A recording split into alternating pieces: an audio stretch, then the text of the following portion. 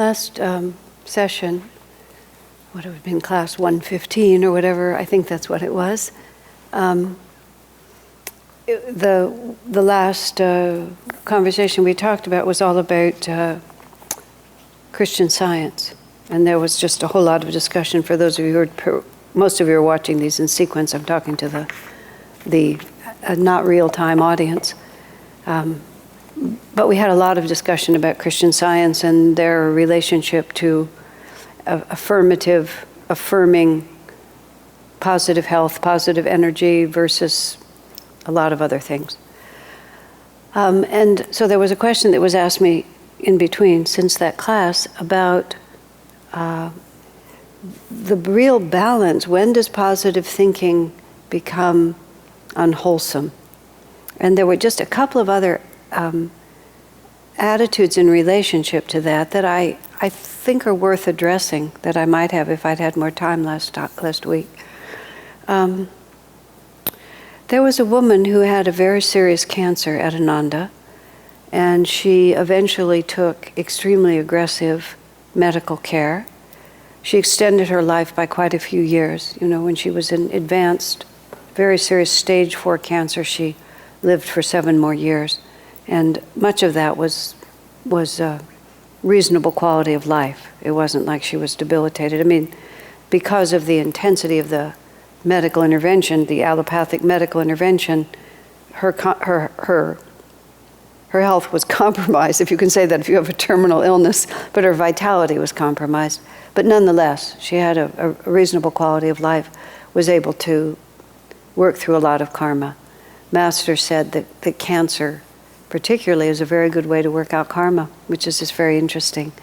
But before she accepted the allopathic route, being a person who was inclined toward natural living, she became attracted to various, what you would call alternative or natural approaches to healing herself of the cancer. Now, of course, I mean, by the time it was discovered, it was very advanced, so it wasn't like she had a lot of margin in there. But she was, you know, sort of talking to Swamiji about this, she could do this and she could do that. Swamiji's response was extremely interesting. He just looked at her very penetratingly and he said, "Do you have the concentration and the discipline to heal yourself?" And it was like such an interesting question, and he just asked it to her in such a way that it was like it penetrated into her and she had to answer. And she said, "No, sir, I don't." Because the difference between what's theoretically possible and what is possible is the very important line. And a lot of times people get confused because it's theoretically possible. They don't take into account what you might call the metaphysics of healing, which is if a certain situation has been building for a period of time, if it's reached a certain all-pervasive quality within you, what we're talking about, it's energy versus energy. An energy pattern gets set, and that energy pattern gets set because we build up to it over many lifetimes and over the course of one lifetime. I was talking to some friends of mine a few months ago who are young and relatively healthy, but the habits that they were following were not good. And I said to them, and I mean, my knowledge of medicine is very small, but I remember Dr. Peter telling us that all the cells in your body are replaced every 7 years. So I said, you'll go on this way, you know, with insufficient hydration, insufficient nutrition, too much of the wrong, too much caffeine, not enough whole food, and because you're young, you'll feel fine, except over 7 years, you'll build a new physical pattern that hasn't been fed properly. And then by that time, suddenly things will change because of what you're doing now, but you won't know it now. So, and of course, that wasn't a curse. And I said to them, this is not a curse. This is my tiny bit of medical knowledge. And I'm just sort of sharing with you how to think about this. Because the mere fact that says, I feel fine, you know, drinking tea in the morning, drinking coffee in the afternoon, and not eating any solid food until 3 o'clock, just because you feel fine doesn't mean you are fine. Because by the time it shows up as disease, you have mental patterns, you have physical patterns, and they've spent a long time manifesting, and they can be reversed in an instant. But what they have to do is there has to be enough energy in a new direction that you actually change the energy in that direction. And there's a lot of, it's not as black and white as that. A friend of mine two friends of mine I know who had very serious cancer, basically, both of them were single mothers of young children. I mean, really young children. And basically, dying was not an option. And neither of them died. And both of them have raised their children well into adulthood without any recurring, because there was enough energy in the fact that they were going to raise their own children and that they didn't die. Now, once again, karma plays a great role in this. So you can't say just because so-and-so did it, it must work for this one. But there's an energetic exchange. And the energetic exchange is the difference between wishful thinking and positive thinking. Because positive thinking is not just, oh, everything's going to be all right. You know, everything has to be all right. I love God, everything's going to be all right.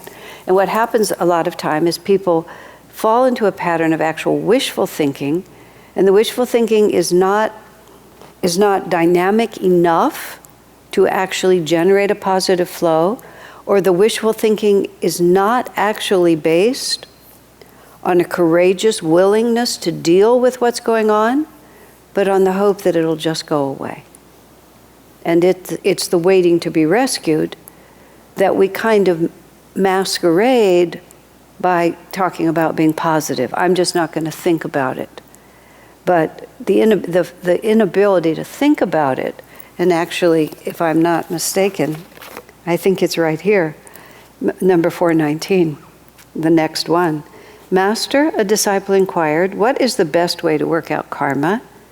Master replied, karma is best worked out by meeting life's tests cheerfully and courageously. If you still fear something, that karma has not yet been worked out. To dissipate it, don't try to avoid the tests you have to face. Rise above them bravely by dwelling in God's joy within. So a lot of times we have karma and we don't want to have to face it. So we just fall into wishful thinking and think that's a spiritual attitude. And then there's another, I'll go back to that one in a minute, but there's another attitude that goes with it that I've seen, which is very much more subtle and more complex. And as much as I've tried to sort this out, I'm not sure I really can bring it to a clear focus, except the fear is actually part of it, which is because we know that God can do a miracle, we sometimes become convinced that if we don't believe in the miracle, that means we don't have faith in God. And so we feel like I have to believe, and it happens, it tends to happen around illness, and it tends to happen around serious illness, either serious illness that we have or a loved one of ours has. You know, we know that God could cure the person or could cure me. And so we're afraid to consider that he might not because that means I don't believe in God enough. Is to assume that the outcome that I prefer is also what God wants. You know, that's the confusing the desire of the ego with what God's plan might be. And I think, as far as I've been able to see in observing this, it has to do with fear. Like, what if my husband is going to die? What if my autistic son is never really going to be able to function like other people do? You know, and is always going to be different. You know, what if this illness I have will take me away and I won't raise my children? The fear of that sometimes gets all confused in with, I believe in a miracle. I know God can do it. And I don't have a really clear way to put this all in order, but these things are more subtle. And it's almost like Swami's simple comment to that woman, do you have the concentration and discipline actually to heal yourself? Do you really have in you that much faith, that much power? And in the two cases I spoke of where the women had that much power because they were able to generate something, and it was not their destiny to die, which is also strange. You don't know how to sort that in. My experience with terminal illness is that nothing we do actually makes much difference. That people worry about every decision. And I have often reassured people, just do whatever you think is best, because you're an instrument of your own destiny at this point. And you can't change your destiny by accidentally not taking the right herbs. You will take the right herbs, or you won't take the right herbs, but your destiny is not determined by something so small as, oh, if only, like that. It just doesn't happen like that. So anyway, those seem like thoughts. Now, the other thought that he has in here, which is as long as you fear something, you still have that karma. I remember talking to Swami and him. I remember the time that Swami said that to me, because it made such a vivid impression on my mind. And it also, when I was in India over the last 2 months recently, I gave a satsang. I haven't gotten the recording yet because I forgot about it. I'm going to write someone and ask for the recording. I was invited to someone's home, and he invited about 15 people, core members of our group there. But it was a smaller, more informal setting. And the subject he wanted me to talk about was how to be a Jivan Mukta in this lifetime. And I'm not going to give that whole talk here because I'll just get it posted on YouTube, which now that I've remembered that I don't have it yet. But I get in trouble when I say this because Master said we're supposed to become Jivan Muktas, and Swamiji urged us to become Jivan Muktas, but I don't really think about it very much because just for a whole lot of reasons. But let's see now, but why did I bring this up? What was I? Oh yes, because I fear a lot of things. It's just as simple as that. I have too many fears. I feel like if a person were really about finished with his karma, he wouldn't be afraid of as many things as I'm afraid of. It's just like when you're free, you're not afraid. And there you have it. It's just like that. Swamiji wasn't afraid of anything. It was just, he wasn't afraid of physical pain. He wasn't afraid of humiliation. He wasn't afraid of... It's not that he enjoyed it. I mean, there's a sort of a fine line. It's not that he enjoyed it, but he didn't fear it. As he often said, a little pain never hurt anyone. So, I mean, that's a real attitude of freedom. And within ourselves, when we ask ourselves, what, am I working out karma? Am I progressing spiritually? Those are really the questions. How am I working with my fear? Because perfect love casts out all fear. So when we do love God perfectly, then we know there's no space in our mind that doubts what God is going to give us. And even though I have a lot of fears, I also have a lot of faith. I had this experience when I was in seclusion, when I was writing the book about Swamiji. And this would have been when I was in seclusion 2 years ago probably, or whenever it was. I was in the cabin that was up in the very northern part of Washington State, right up by the Canadian border. I was in 2 seclusion cabins, and that one was the very, very isolated one. No telephone, no internet, and the closest neighbor you could see was about 1.5 miles away. But I was just really alone. And I was never nervous there. I wasn't afraid. I drove 1,000 miles to a place I'd never seen, and I was perfectly confident. I was very comfortable there the whole time, except once. And the cabin was like the road that the cabin was on was an unpaved road, but it was a route, that there were a lot of houses on that route. And then there was a gate that was closed but not locked. And then it was a 1/4 mile driveway down to where I was staying. And I would see some traffic on that road, but not much. And I was there it was probably dusk. And I was just standing looking out the window. It may have been snowing, I don't recall. But I was just looking out the window. And all of a sudden, I thought of a group of ruffians, whether they were a rough gang of teenage boys. And in that area there could have been such a thing, although it wasn't really, it was a clean, nice place and a rural area and good people. But there were some rough characters just because of the area. So I had this picture of like maybe drunk men or tough youths or something like that. And this whole picture came in where this carload of wild men come down, and there were windows, they could just crash through the window and beat me up with pipes. Don't ask me why, but I had it, and I absolutely panicked. I mean, out of nothing, I went into this complete state of panic. And I just didn't know what to do. Should I get in my car? It wasn't like I thought it was going to happen, but I just became terrified that it might. It wasn't a premonition. And I thought to myself, Asha, if you're scared to be here, how are you going to write this book? Because it was so perfect a place for me to work on the book, and everything was happening perfectly. But if I suddenly became too frightened to stay there, what was I going to do? So I lived there in that state of panic for a few minutes, and then just the reality of, I have to get over this. So I took a very bold solution because I had to.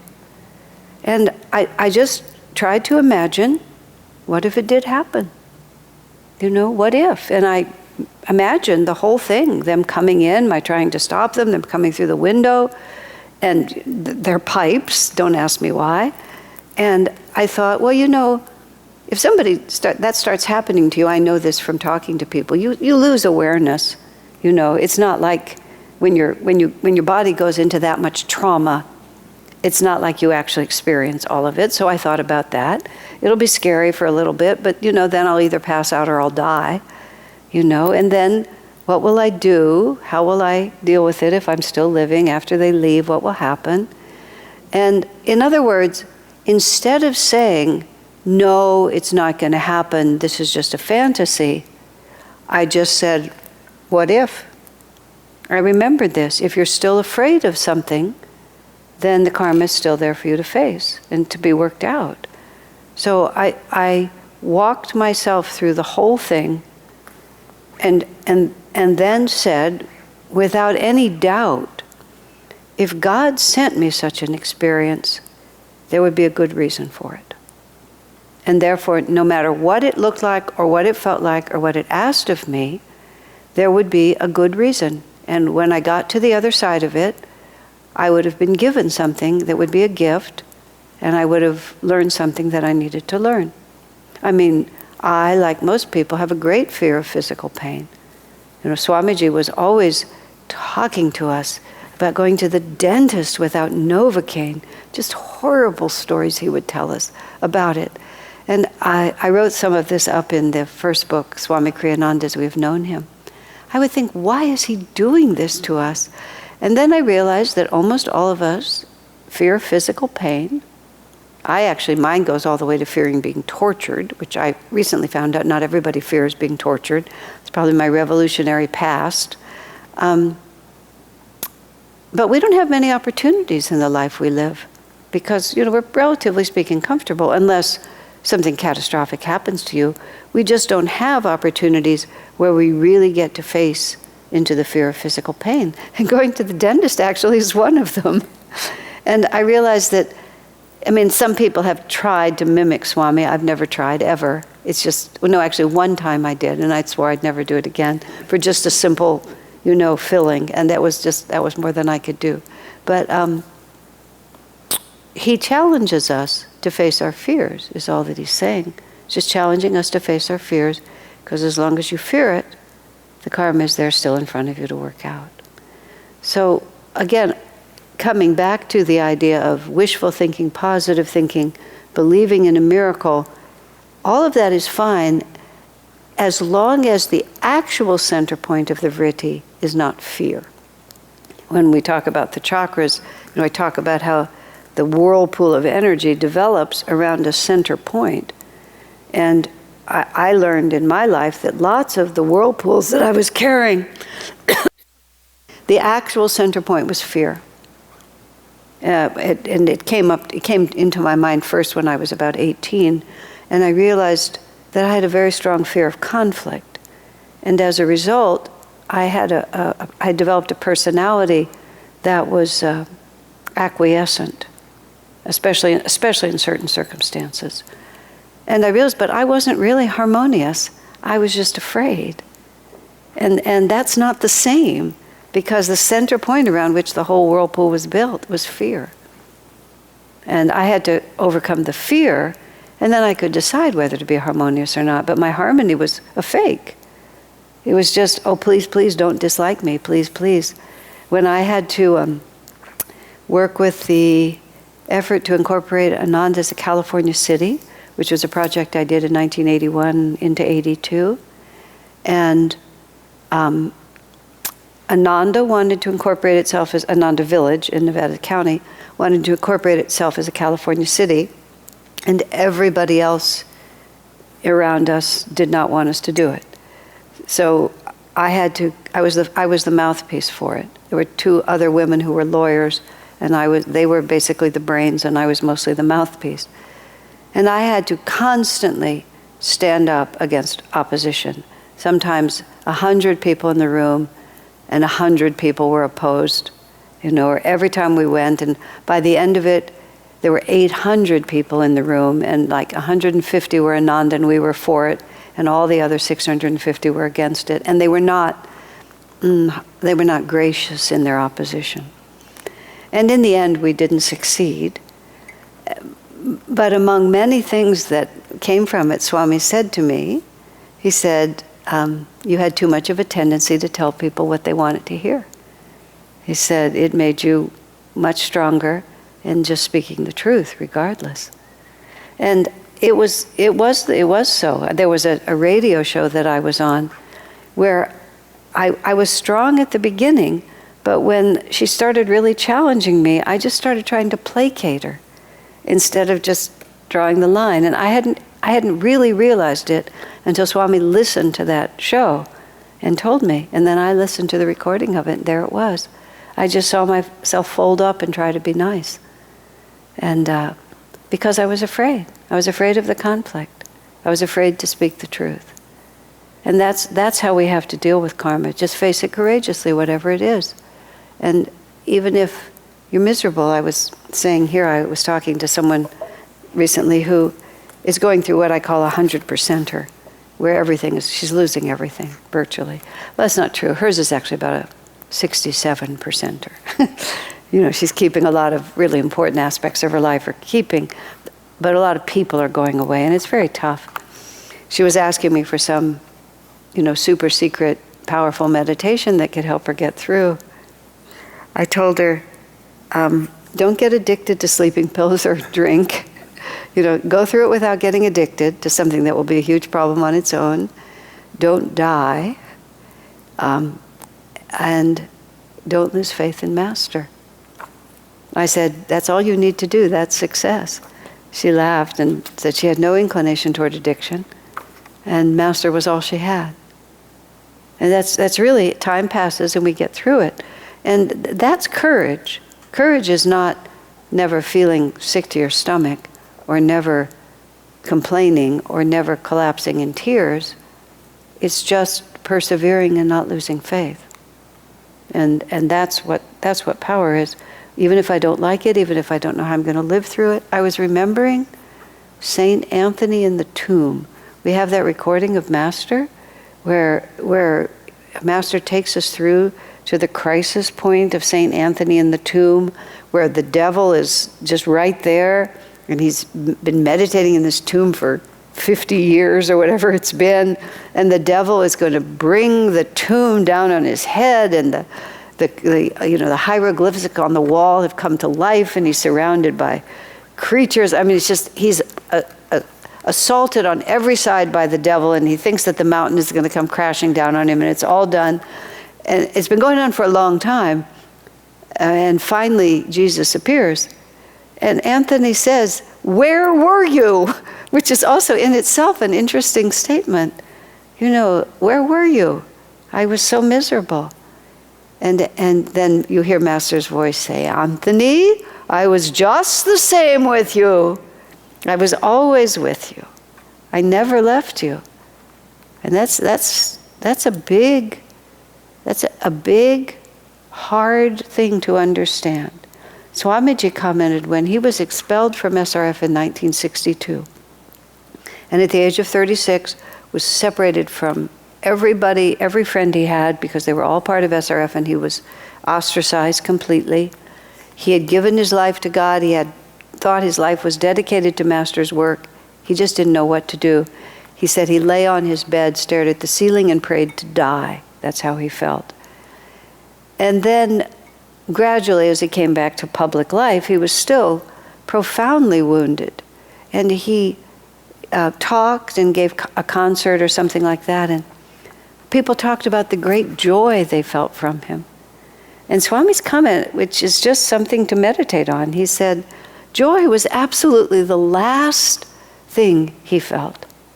He said, but when he really considered deeply, he realized that underneath all the pain, there was still a level of joy.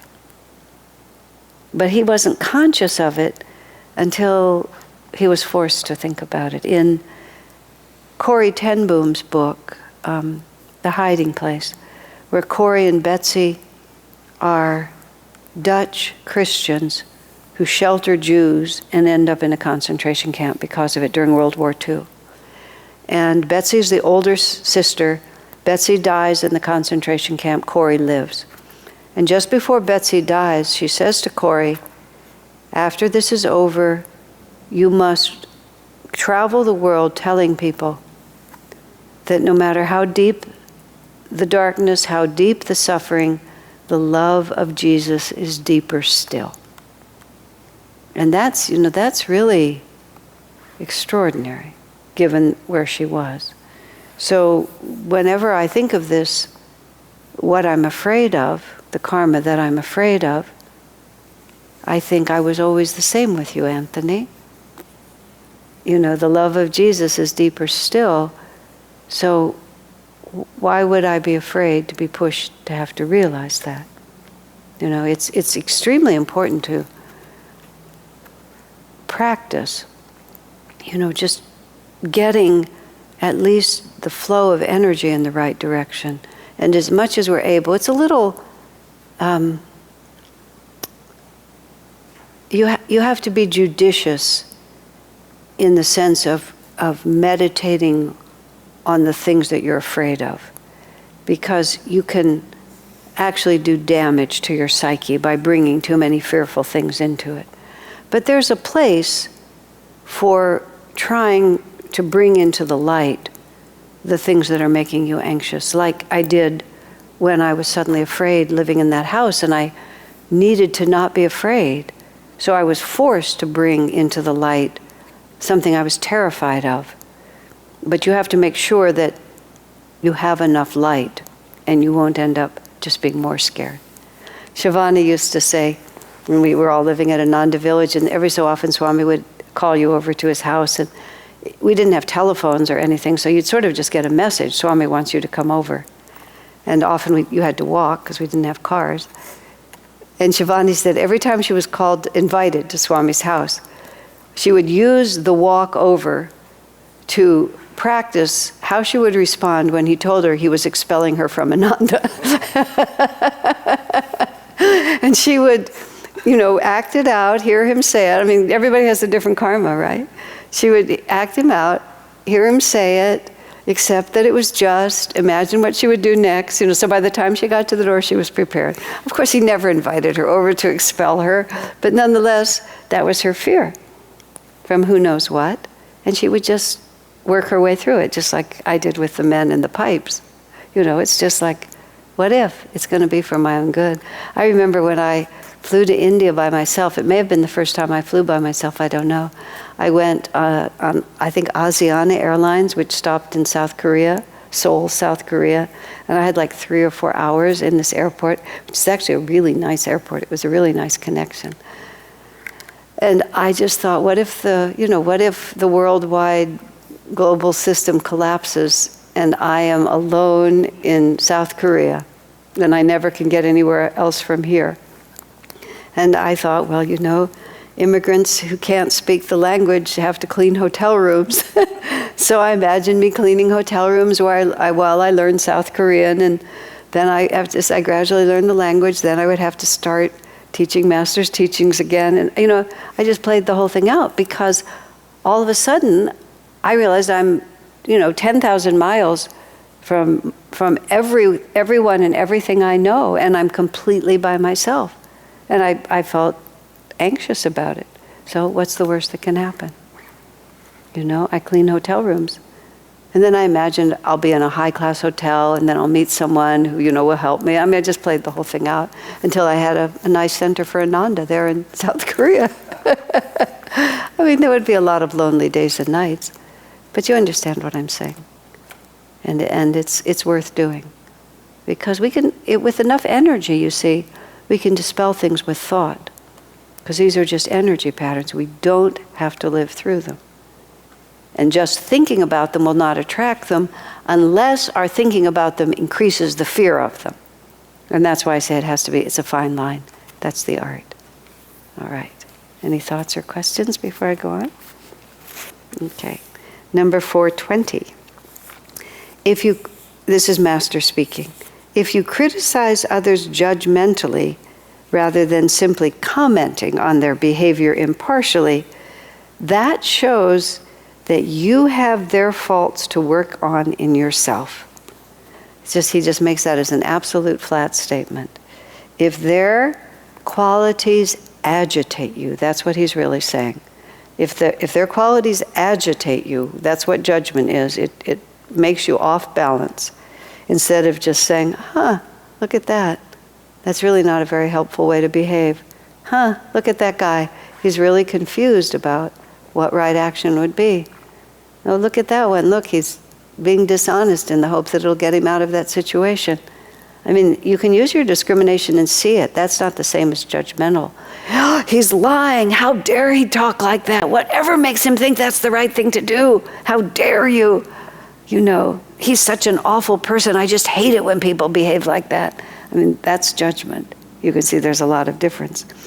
By criticizing others, he said, that shows that you have their faults to work on in yourself. Because you see, what happens is one recognizes something that one wants to expel from existence. And so we try to expel it from the external world in the hope that it'll expel it from the internal world. And if it's not a part of our reality, it just doesn't. Swami used to use the example. Someone comes up to you and says, you're from another planet, I know you're a Martian and you're here to infiltrate Earth. You don't say, no, I'm not, no, I'm not, no, I'm not. There's nothing in you that needs to refute it. It's just silly, who cares? But when it touches something close, or when it mirrors something that's yours, there's a resonance in you. And there's a repulsiveness to it, a repellingness from you, because there's a resonance. If there's just an observation, then there's no resonance. That's why a person like Swamiji could just accept everyone, because he didn't have those faults, so it didn't resonate with him. That's how St. Francis could be so sweet. Swami writes that in Visit to Saints of India, but it also included visiting Assisi for the first time. He said when he was meditating in the Portiuncula, which is the little chapel that Francis rebuilt, he said he just felt this incredible sweetness from Francis. He said he prayed, how could anyone be so sweet? And he said by seeing everyone as a brother and sister, that's the intuition that came to him, and above all, by never judging. And how can you never judge? You never judge when you're not dealing with those faults in yourself, which is to say, when your own heart is pure, then there's no answering resonance. There's just observation and compassion. And then how could I help? So, and then he goes on to say, by criticizing others, moreover, you increase those faults in yourself, which is because why? Because you're concentrating on them, you're putting energy into them. Oh, I know why. Because what you condemn in others, you will have to experience someday yourself. So what you're doing is you're magnetizing the lesson to you. This is the karmic law. In that way, people are taught compassion. So when you see someone, and instead of having compassion for them, you condemn them, then you have to experience what it's like to be caught in that same delusion, so that you will then be sympathetic to people who are caught in that same delusion. Because that's how Divine Mother is. So it's a fascinating cycle to watch within ourselves. And I have a temperament that I've transmuted a great deal of it, but as I put it, I said I would easily become irate. And Swami wrote to me once, merely because someone makes a mistake does not mean that they've actually done something wrong. He said to me, when people make a mistake, you immediately translate it in your mind to the fact that they've done something wrong. No, they've just made a mistake. Everybody makes mistakes. And of course, that's how I would treat myself. If I made a mistake, I'd done something wrong. And so all this condemnation would come in. And over the course of the years I've been on the path, I've suffered a lot because of that. That condemning nature has come back on me in full force, and I've suffered. And because of that, I feel very sympathetic now when I see people misbehaving. By no means in all circumstances, but vastly more than I used to. Because I know what it's like to be weak and to suffer, and I didn't understand it before. It's just as simple as that. And this is where good karma, bad karma is good karma, because bad karma frees you from bad karma and makes you gooder. So you just have to work with it. You just have to realize this attitude is not going to help me. You have to become supremely practical in the spiritual path. How much longer do I want to suffer? It's a real simple question. How much longer do I want to suffer? And at a certain point, you really don't want to suffer anymore. And then the effort to develop compassion seems like less work than just giving in to the same old attitudes. There was a point at which I realized I enjoyed being judgmental. It wasn't so much judgmental as self-righteous is probably the right word, which is pretty close to judgmental. I think I'm splitting hairs. But I enjoyed being self-righteous. I realized that I got a certain pleasure out of running the tape. And when I really realized that it was pleasurable to run the tape, I was horrified. I mean, it just kind of I reached critical mass. I was horrified. And that was the beginning of when I was really able to switch my energy. Just, oh my God, what am I doing? I might as well just pick up a knife and just start stabbing myself in the side. Like, this is really, really not going to bring you anything you want. And there comes a point where we keep at it and keep at it and keep at it, and finally the karma turns. And we become somebody else. I speak from experience. You become somebody else. All right, any questions or comments or thoughts? So number 421. The company you keep cannot but influence you, especially if you keep that company by choice. I think that's a very important point here. This is Master speaking. Especially if you keep that company by choice. When I was in India, where there's a lot of people live in expanded families, the Indian question is, what do I do about my family? And it wasn't always that the family was terrible, although sometimes there were things going on in the families that were highly unfortunate. But it was also just there's so many of them, and they take so much of my time, and they have so many expectations of me, and I would rather shift my life in another direction, but if I try to do that, they don't want me to do it. And it just came up over and over again. In America, where people just move across the country, out of the country, and there's a lot more individuality. Our culture separates you from the tribe, and that's part of the values, whereas that culture, the Indian culture and others, in Asia especially, do not separate you from the tribe. You are part of the tribe, and that's just who you are.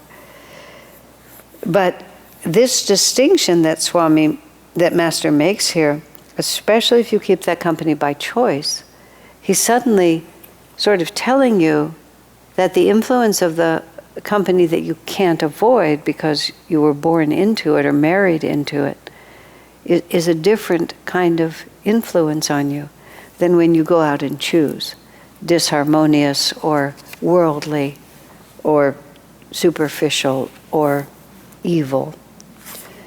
My master, this is Yogananda speaking, my master, meaning Sri Yukteswar, used to say, therefore, keep a spiritual bodyguard with you when mixing with others.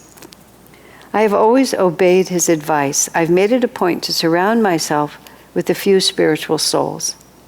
Most of the time, however, I prefer to be alone with God. But Swamiji, in the monastic life, it was, it was close to a rule, but we were not very rule-bound. But in many monastic lives, the monk or nun never goes anywhere alone. It's just they always take someone with them. They always have a spiritual bodyguard, because if there's somebody with you, it will save you from your own temptation. Just if you're all by yourself and some thought occurs to you that is inconsistent with your aspirations and you're the only one there, it's much more likely that you're going to just fall into it. But if you have someone with you who shares your values and would not support you in that action, would try to talk you out of it, would observe it, and you would be outed for what you'd done. I mean, there's just lots of things. And punishment or humiliation or being caught is a great benefit if your actual commitment is to behave properly. So you take someone with you who will make it impossible for you to behave improperly, because it just couldn't happen, and they'll keep that vibration with you.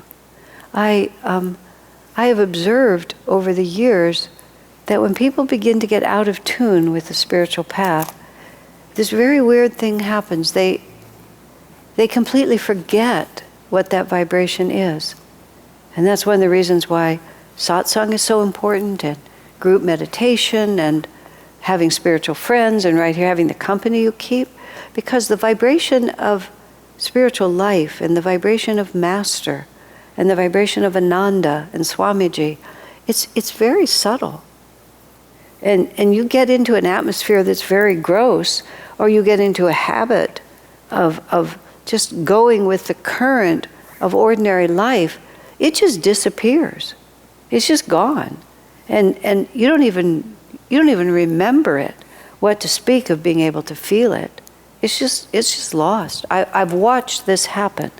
I've watched people stop showing up and then they don't remember what it feels like to just kind of be in that magnetism. Whenever people stop showing up, I always worry, because pretty soon they won't know what they don't have anymore. But the company you keep will always remind you of what you're trying to do. When you're with people, this is, of course, the tremendous advantage of living in community, is that you're just constantly having reflected back to you the vibration that we're trying to keep, and it just makes a huge difference. So the spiritual bodyguard is an extremely real and a very appropriate concept. And as I said, it's most often expressed in the monastic life, but we are in a monastic life. And Swami would travel and do things alone, but he often took a few people with him, just like Master did. He took a few people with him, partly as an example, and also to give them energy, and Swami for the same thing. But he also liked it. You go into a restaurant, you walk down the street, you go into a store, you go to a meeting, there's a few people around you who keep you in the spirit. It's a sensible thing to do.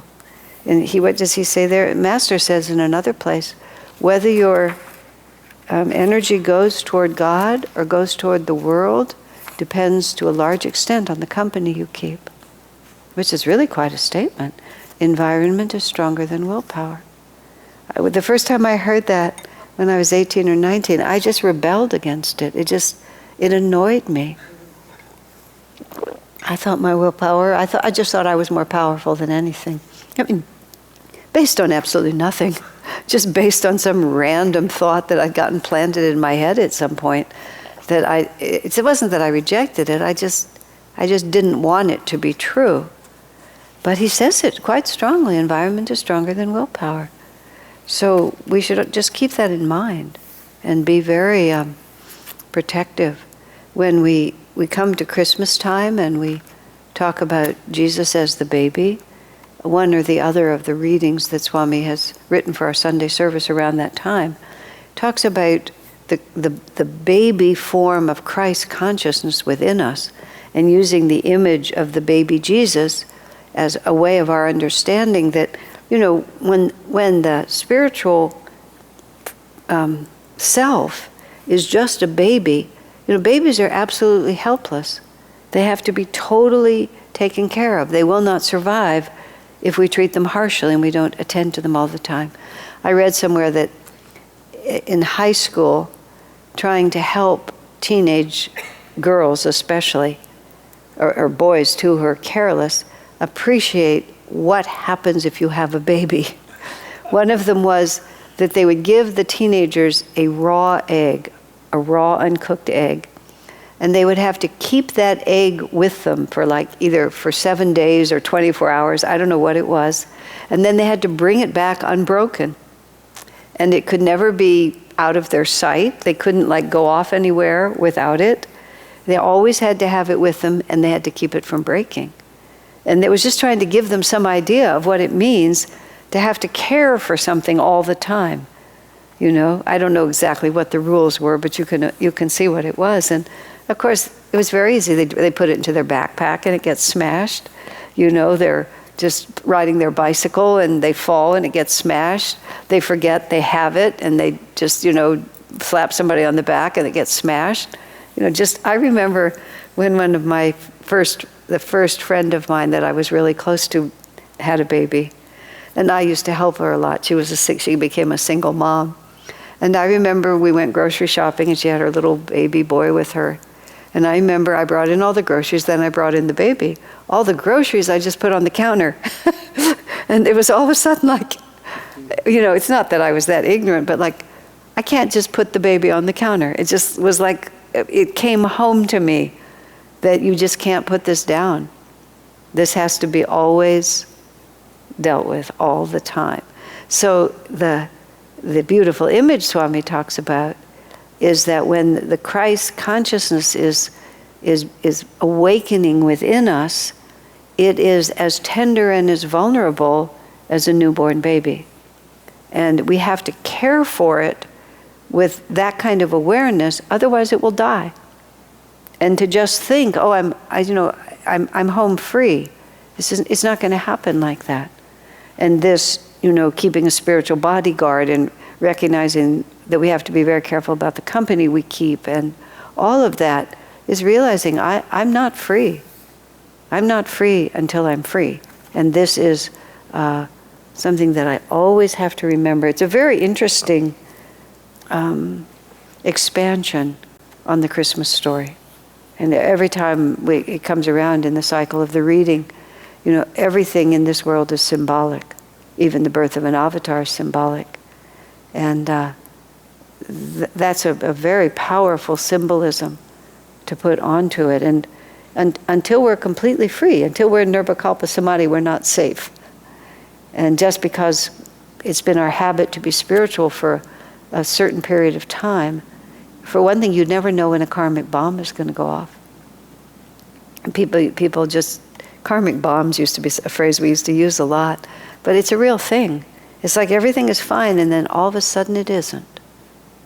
And if we have become careless at that point, when the bomb goes off, we're much more likely to be blown to bits than if we have been humble and conscientious about taking care of our spiritual life. Then when the bomb goes off, there's a context to contain the damage. Whereas otherwise, you're just gone.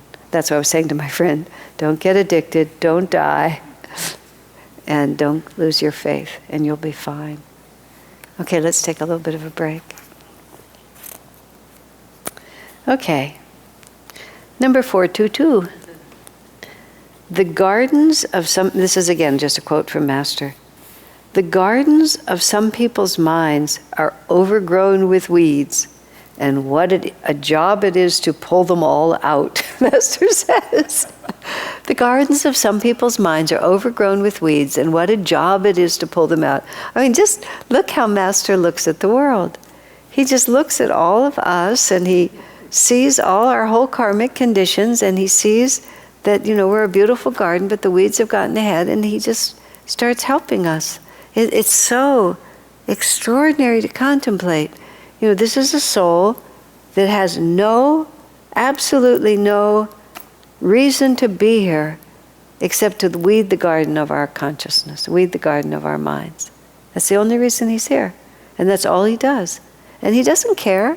I mean, he doesn't criticize, he doesn't judge. Why would he judge? We just are what we are. He just helps. Anyway, so and what a job it is to pull them all out. Just when you think the weeds have all been uprooted, up come even more of them. Now he's talking about the individual soul. As obstructive as ever.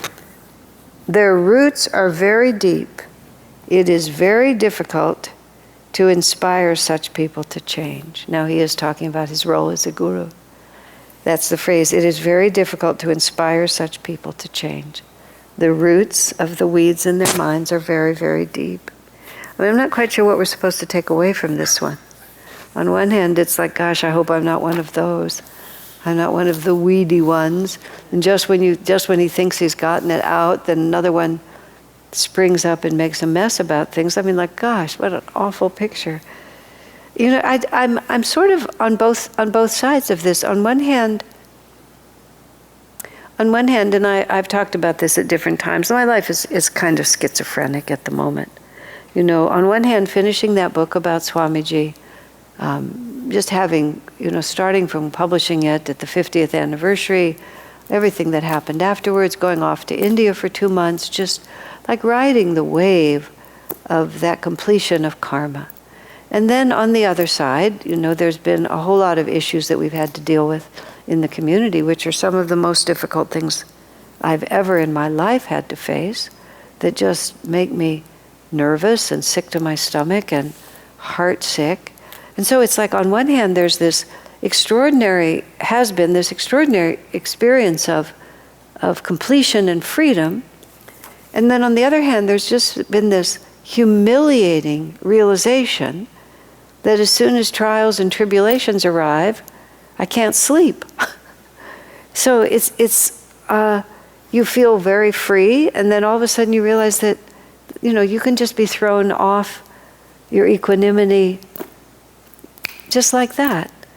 So, I mean, the obvious answer, and it's a very simple answer, is just forget about yourself.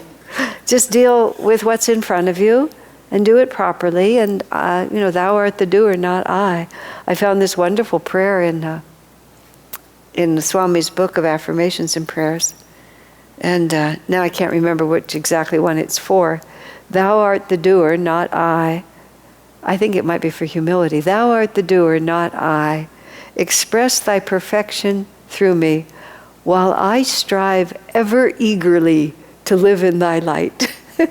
I loved the combination of images in that one, which is it's really your show. It's not mine. You have to be the one who's acting.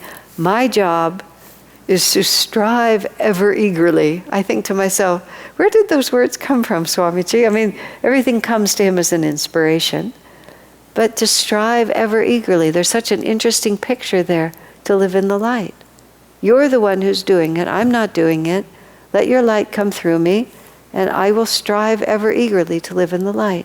It reminded me of when our friend Linda, who was part of our church, and she died of cancer.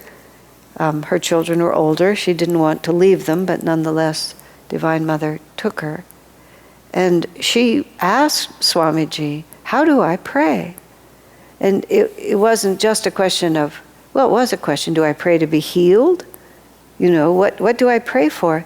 And his answer was so perfect. He said, pray to be in the light. Because if you're in the light, then everything will solve itself. Another one of the prayers that I found was, let's see. Oh, let me just find it. No problems can exist when you are near. Hold me tightly in your arms of love. I can't remember the rest of it, but it's hold me tightly in your arms of love and give me the strength to hold you always in my heart. So in other words, as long as we're in God, everything is fine. And the strength we need is to hold on to that. Give me the strength to hold you always in my heart. Because if I hold you always in my heart, then the problems won't feel like problems to me. So that's what he was saying to her. Just pray to be in the light, because if you're in the light, you will know what to do. And everything else will naturally follow from that. As I strive ever eagerly to live in the light, everything else will go away. We go, problems can't exist when you are near, so give me the strength to always be near you. And when Master was talking about keeping the right company, one of the monks asked him, Master said, to those who think me near. How did he, let me try to think it exactly. But it was Master basically said, keep the company, be in my company. And the disciple said, but what if I'm alone? And Master said, am I not always with you? And the other phrase that Master gave was, those who think me near, I am near. And one of these ones that's coming up talks about if the disciple calls on Master, Master's attention is there. If the disciple doesn't call on Master, then Master's attention wanders away. It's not that he couldn't be with you. We probably won't get it tonight, but it's a very interesting about the balance between Master's human and divine self. So, to attract you to class number 117, which will be the one after this one. But what were we talking about? Just a second here. We were talking about weeds, I think was what we were talking about, but what was I saying right now? I lost the train. Oh yes, having the strength, problems and all of that. Right, exactly. Oh, that's what I was saying. I was just talking about how humbling it is to realize how vulnerable we are. That was where I was really saying. And this is what we don't have to be one of those that is impossible to change. But it's the same message. It's just that this is a serious project and we have to stay with it. That's all I can say. Okay. 423. The Master would sometimes speak to me about other spiritual teachers. Swamiji used to try to know as little as possible about other spiritual teachers so that when people would ask him, he could say he didn't know. I mean, he didn't make a practice of examining their lives. There were only one or two that he would scold, whether the person was there or not. He would speak out against what he thought were deliberate distortions of the spiritual path. But most of the time he tried not to know. It was easier. The Master would sometimes speak to me about other spiritual teachers. I'm sure it was to train Swami's discrimination. Once Master described a certain well-known teacher in India who had been invited to participate in a religious congress in Chicago. Master said he, the teacher, and 15 of his followers were coming through Los Angeles on their way to Chicago. I invited him to Mount Washington, where we prepared a great banquet for them. At the last moment, there came a telegram from him in Hawaii. He had felt the inspiration suddenly to return to India. The Master looked at me with a look of mild disapproval. And then he said, Master said, no master, he remarked, would have behaved in such a way. So then he says, Swami explains, people would do well to understand that the masters do not behave erratically, even though they are guided by the flow of inspiration. And that's a very good point, because we think because we don't always understand the inspiration, we presume that it's random. And that's quite different. So the behavior might look to us like it's here, there, and everywhere. But for a master, it isn't. It's just that we don't understand the intention of that. I remember a situation, it just happened where Swami I was sitting with this other devotee, and Swami sat down, and he just sat with us for a couple of minutes, then he just got up and walked away. And it was a little odd, and later he explained it to me. I don't think I asked him, but I think he explained it to me. He basically said that the person that I was sitting next to was having an inward war with Swami. And whatever the situation was, Swami was trying to guide that person in a certain direction, and that person was, in a most inappropriate way, rebelling against Swami's advice. And Swami came over basically to see if there was receptivity. And when what he got instead was this continuous rejection, he just walked away. But anybody looking at it would have thought that Swami behaved very rudely. And even me watching him, it was just an odd interchange. But he wasn't erratic, he was just doing something I didn't know about. So in Anandamoyi Ma used to just do things, they called, I think kale was the word that they used, where she would just have this divine feeling. And she would just get up in the middle of the night and walk to the train station and get on the train. And and there was this whole entourage of people, everybody would have to scramble. Before the internet, before cell phones, if a person went to India and wanted to see Anandamoyi Ma, David Praver can tell you a story about this, and I was talking to another friend who went to see Ma in the mid-70s. I mean, in his whole story, you had to find her. And she could be anywhere in India. And my friend was talking to me about he was on a plane, and the plane stopped in one town, and then it was supposed to go on to the next. And when it stopped in that town, he had this really strong urge to get off the plane. Should he get off the plane here? I think in the end he did, and that turned out to be the right thing to find her. People would call each other, and you would have phone numbers. You would have a phone number of somebody in Delhi. You'd have a phone number of somebody in Mumbai, and you would call them from somewhere if you could get the phone to work, to find out if they knew where Ma was. But of course, by the time you got there, she might have gone somewhere else.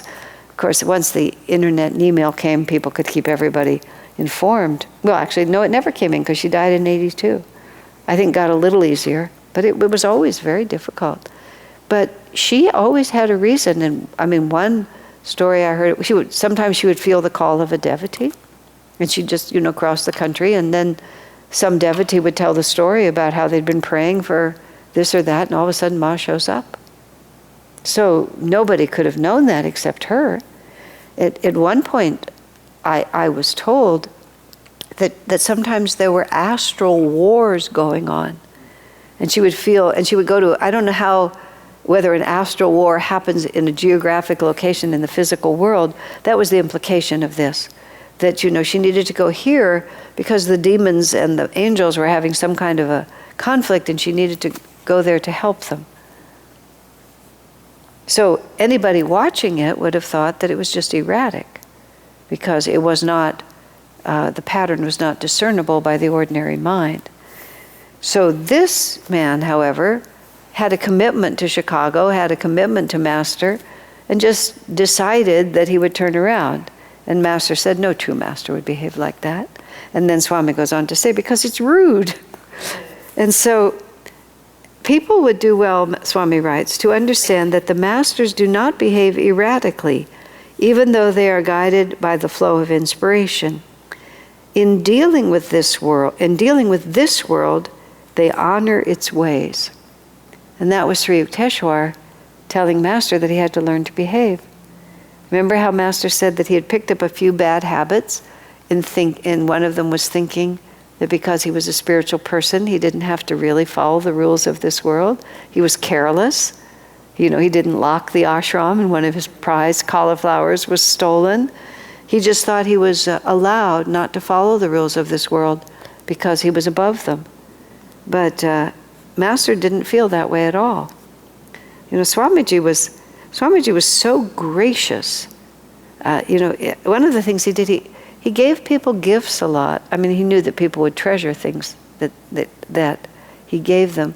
But he was just very attentive to the propriety of things.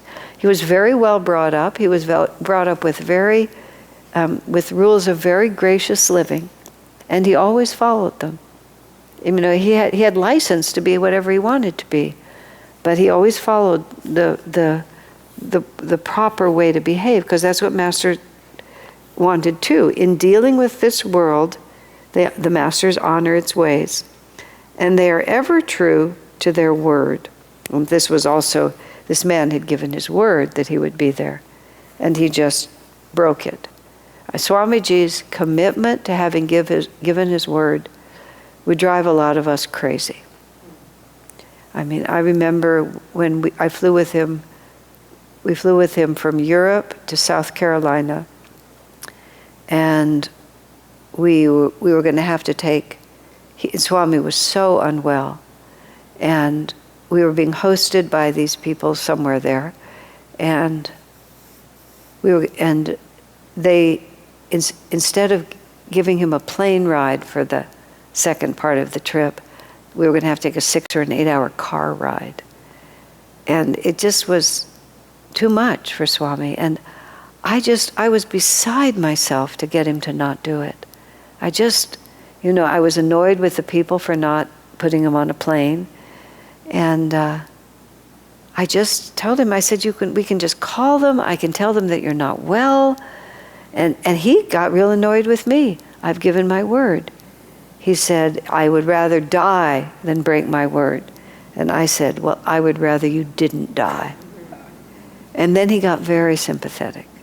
He said, I understand. The way we solved it is that we spent a fortune on airline tickets. I don't know how much they were, but it was probably $1,000 for 3 of us to fly an hour, because it was the only way to do it. But I finally got that we would just spend the money, and that was the solution, because he wasn't going to break his word. I would rather die than break my word. I mean, that's really astonishing. When he had to have open heart surgery, and he was supposed to have a pacemaker put in. It was like the 14th or something of December of probably 1994. And this is in the book. They were supposed to put in the book, The Light Bearer. They were supposed to put a pacemaker in, which was a simple procedure. So he had promised to do a television interview in Palo Alto on like the 16th, whether those are the exact dates, but something like that. 2 days later, and he was going to have the pacemaker put in, he would be fine, and then 2 days later he'd go and do that. And the pacemaker scene was in Sacramento, which is 200 miles away from Palo Alto. But when he got there and they tested his heart, they realized that the pacemaker wasn't the issue, that he had serious problems with a heart valve, and they wanted him to go into surgery immediately. He was in such intense danger of a heart attack. Swami said, I've promised to give this television show. I mean, it's like, you don't have to give the television show, Swamiji. I've given my word. That was it. I've given my word. And so they finally worked out a compromise. He would immediately go into the hospital. They would keep him under observation. Swami said, I've been living with this for a long time. He said, I don't think 2 days is going to make a difference. That was his reasoning. He made a deal with the doctors. He would go into the hospital. He would stay in the hospital. And after 2 days, if it hadn't gotten worse, he would drive to Palo Alto. He would do the television show. He would spend the night, and then he would come back and do the operation, which is exactly what he did. It's just once he's committed, he was committed. When he was doing the television shows for the Bhagavad Gita, this story is also in Swami Kriyananda, as we have known him. And he was doing like 6 or 7 shows a day. And they had the studio was set up right in the living room of the house he was living in Gorgaon at that point. I came over for a week or 2, and I served him breakfast, and he was like, breakfast was at 9:30, and he was going to start filming at 10 or something like that. I put the breakfast on the table and left him alone because he needed solitude. I came back, half an hour, 15 minutes later. Swami was just sitting like this with his head in his hands, and he hadn't touched anything of his breakfast. And he said, I just don't have the energy to lift the spoon, is what he said. So I started trying to persuade him to not film. But he had committed himself to finish by such and so a date. This was the schedule, like this. And I was frantic. I became very unsettled. I learned when I saw Narayani take care of Swami later, she never became agitated. She was never afraid. And that was one of the ways she was able to help him. So she wasn't afraid. I would become very afraid. See, there's the fear again. So I was trying to stop him. And he said, get thee behind me, Satan. I said, I'm fighting on the wrong side. He said, yes, and I don't appreciate it. And then he called Jyotish, and he sort of laid out how exhausted he was and all that he had to do. And Jyotish was much more intuitive than I was. Jyotish said, well, you've given your word and Master will give you the strength. And Swami said, thank you, that's what I needed to hear. See, I was trying to break his will. Like, what kind of a friend is that? And Jyotish tried to strengthen his will. I mean, I learned a super serious lesson from that. So, when you have promised to be somewhere, and people have really committed themselves, and then you just randomly decide, I won't. That's not the example that either Master or Swami set for us. And it also tells us, be careful about what you commit to, but once you commit, my word is my bond. That this is one of the affirmations that I think it's for moral vigor, if I'm not mistaken, that's in the Affirmations and Prayers book. It might be for something else. My word is my bond, so also is my resolution. I always think about that a lot.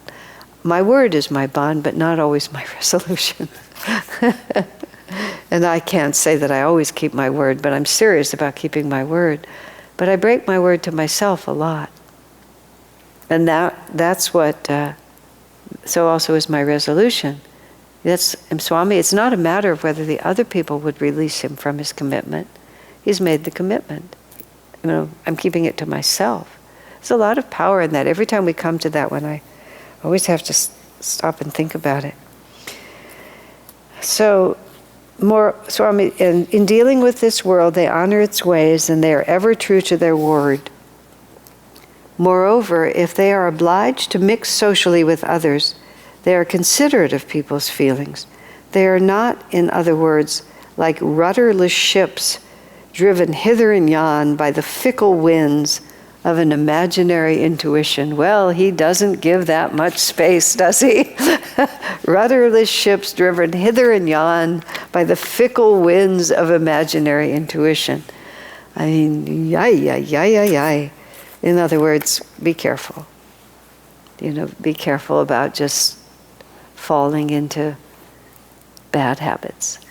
I mean, he was using the example of that spiritual teacher, but on the spiritual path, you do find people who are always switching on the basis of, this is what I feel. I remember Hanel, who was the elderly, I say elderly, he was 65 when he came, maybe even 60. But I was 24, so he seemed really, really old. And he ran the garden, and he came, Swami invited him to come to Ananda to just meditate. He was a long-time disciple of Master, a very serious meditator. He was one of the original members of Ananda. He built a dome home at Ananda retreat the same time Swami built his. He was really right there. Hanel's dome, Swami's dome, the temple, the dining room, all of that went up at the same time. But Hanel was a world-class authority on biodynamic organic gardening. And we were trying to get a garden going at the farm. And he looked at it and he said, they will never get this going unless I help them. So he committed himself to helping us. And he trained Ananta and Maria, who are still doing it. And a lot of people went into the garden. Shivani, Kirtani, Sadhana Devi, Jaya, Devarshi later. A lot of people who later took other kinds of roles were trained by Hanel in that garden. And he was a serious taskmaster. But he complained to Swami about, these people, They come to work in the garden and then they decide that Krishna wants them to go swimming in the river. And he and Swami just laughed and laughed at that. It's like, no, not really. That's not what Krishna wants you to do. And so that also, we have to watch for that. All right, my friends, that's it for tonight. So what we covered was, we went from 419 through 423. Thank you.